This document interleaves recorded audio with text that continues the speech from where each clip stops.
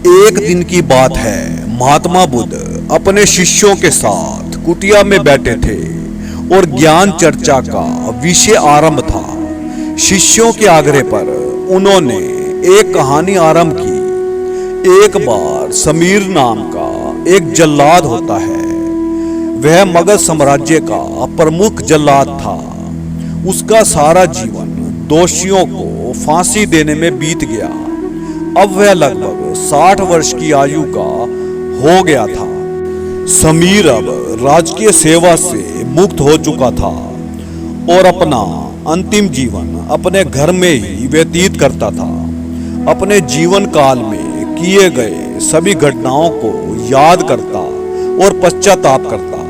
मेरे हाथों इतने जीवों की हत्या हुई। एक बार वह खाना खाने के लिए बैठा ही था कि दरवाजे पर आवाज आई। समीर बाहर निकलकर देखता है तो एक भिक्षुक उसके दरवाजे पर खड़ा है, जो जान पड़ता है काफी दिनों की तपस्या के बाद उठा है और भूख से व्याकुल है। समीर तत्काल अपना वह भोजन जो समय के लिए था वह भिक्षुक को समर्पित कर देता है। भिक्षुक की भूख शांत हो गई और भिक्षुक प्रसन्न हुए। भोजन के पश्चात भिक्षुक और समीर दोनों बैठे हुए थे। तभी समीर ने अपने जीवन में किए गए कार्यों को भिक्षुक के सामने प्रकट किया।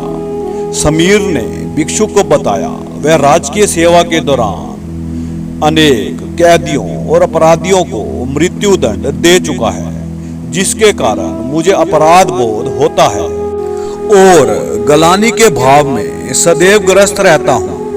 भिक्षुक बड़े ही शांतचित्त भाव से समीर की बातों को सुन रहे थे और रह रहकर मुस्कुरा रहे थे। समीर ने अपने जीवन की प्रत्येक घटना को भिक्षुक के सामने रख दिया।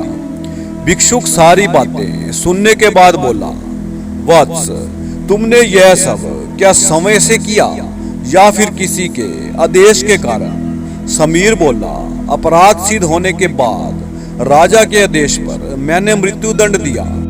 भिक्षुक बोले, वत्स, तुम दोषी कैसे हुए? तुमने तो अपने स्वामी के आदेशों का पालन किया है। ऐसा कहते हुए भिक्षुक ने समीर को धम्म के उपदेशों को सुनाया। उपदेश पूर्ण कर भिक्षुक वापिस लौट गए। समीर जैसे ही भिक्षुक को विदा कर वापिस घर के अंदर जाता है, उसकी मृत्यु हो जाती है, जिसके उपरांत उसे मोक्ष की प्राप्ति होती है। कहानी अंत कर महात्मा बुद्ध शांत हुए। महात्मा बुद्ध के शिष्य इस पूरी घटना को ध्यानपूर्वक सुन रहे थे। उन्होंने महात्मा बुद्ध से पूछा, जिसने जीवन भर अनेकों की हत्या की थी वह मोक्ष कैसे प्राप्त कर सकता है? महात्मा बुद्ध मुस्कुराए और अपने शिष्यों को समझाया, जिसने जीवन में पहली बार ज्ञान की प्राप्ति की हो और अंत समय जिसका निकट हो और ज्ञान के शब्द जिसके कानों में पड़े हो, वह मोक्ष प्राप्ति कर लेता है। हजारों हजार शब्दों के उपदेश व्यर्थ हैं जब तक व्यक्ति का मन शांत ना हो। मन शांत होने पर एक शब्द से भी ज्ञान प्राप्त हो सकता है। ज्ञान से ही मोक्ष की प्राप्ति संभव है। कहानी अच्छी लगी हो तो वीडियो को लाइक कर देना और चैनल को सब्सक्राइब कर देना। धन्यवाद।